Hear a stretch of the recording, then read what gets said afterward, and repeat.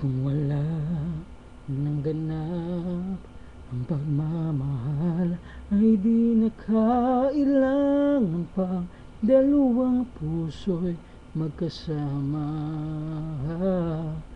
Kung wala ng tamis sa damdamin na pag-ibig, ay hayaan na puso ay mag-isa.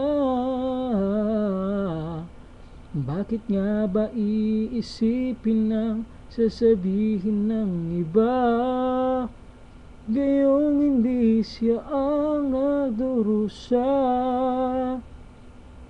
May bukas pang naghihintay sa pag-ibig na kapwa kay lamig. Kapag wala na ang lambing na dati nag-aalab sa init, kapag ang puso ay napagod na, wala na ang pananabik, hindi ba't mabuti magkawalay puso'y sa iba?